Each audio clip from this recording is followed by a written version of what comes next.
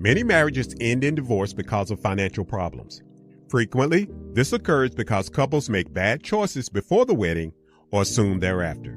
Those bad choices then haunt them and create recurring marital conflicts.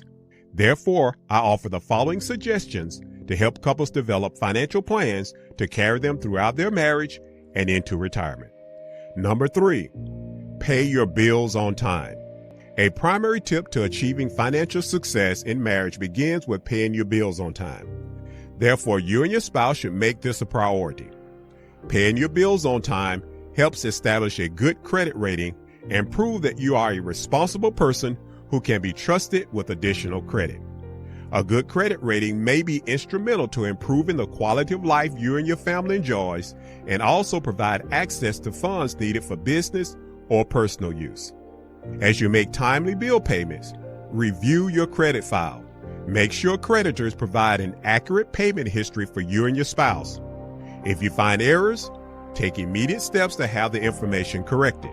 If your credit score is low, seek credit counseling and start taking steps to improve your credit score.